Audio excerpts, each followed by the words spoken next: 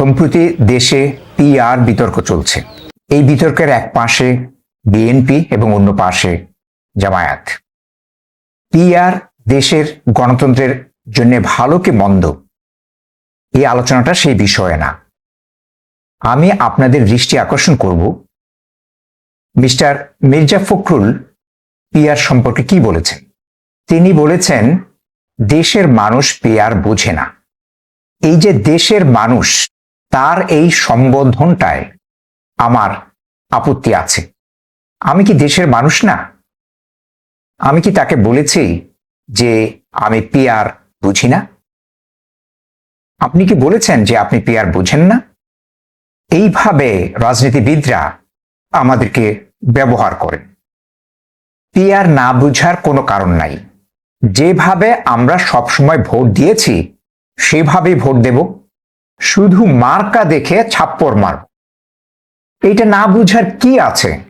কাজেই এই যে আমাদেরকে ব্যবহার করে তিনি বললেন দেশের মানুষ বোঝে না, এইটা খারাপ ভাষায় বললে বলা হবে ধাপ্পাবাজি। তিনি আবারও বললেন, পিআর পদ্ধতিতে ভোট হবে কিনা সেই সিদ্ধান্ত নেবে জনগণ। বলুন তো, জনগণ কিভাবে সিদ্ধান্ত দেবে? একটা সবচেয়ে স্বীকৃত ও উত্তম পন্থা হচ্ছে গণভোট। বিএনপি গণভোটেও নারাজ। তাহলে মিস্টার ফখরুলের এই কথার মধ্যেও ফাঁকি আছে। আরো একটা কথা মিস্টার ফখরুল বললেন। তিনি বললেন যে দেশের মানুষ ইভিএমই বুঝে নাই, পিআর কিভাবে বুঝবে? আপনাদের স্মরণ করিয়ে দিই, ইভিএম বুঝা নিয়ে আমাদের প্রধান উদ্বেগ ছিল না। আমাদের প্রধান উদ্বেগ ছিল ইভিএমে কি ধরনের সফটওয়্যার ব্যবহার করা হয়েছে।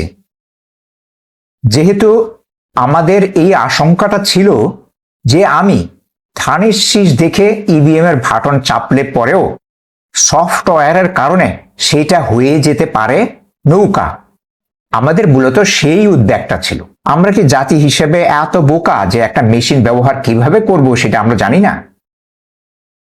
ইভিএম ব্যবহারের এই যে ভয় বা উদ্বেগ আমাদের ছিল, সেটা শুধু আমাদের না, এই ভয় থেকে খোদ যুক্তরাষ্ট্রে এবং আমাদের প্রতিবেশী ভারতেও ইভিএম ব্যবহারের বিরুদ্ধে প্রতিবাদ হয়েছিল।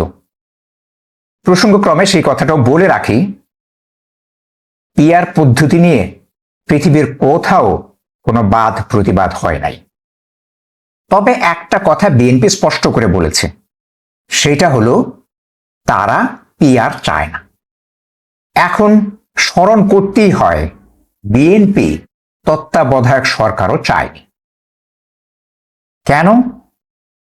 কারণ আওয়ামী লীগের মতো তারাও ভয় পেয়েছিল দল নিরপেক্ষ তত্ত্বাবধায়ক সরকারের অধীনে নির্বাচন হলে তৃতীয়বার তারা ক্ষমতায় আসতে পারবেন না। ক্ষমতা তাদের জন্য চিরস্থায়ী হবে না। বাংলাদেশের নির্বাচনী ইতিহাসে বিএনপি তুলসী ধোয়া পাতা না।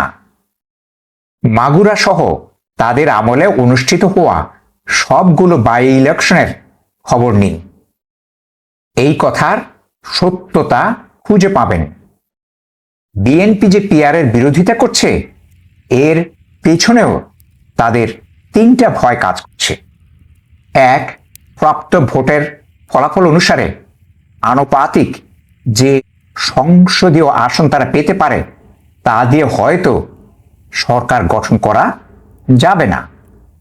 দুই, প্রার্থিতা থাকলে পরে তার ক্যাডার বাহিনী থাকে, কাজেই জোর করে হলেও কারচুপি করে হলেও ভোটে জিতে আসা যায়। তিন, মনোনয়ন বাণিজ্য হবে না।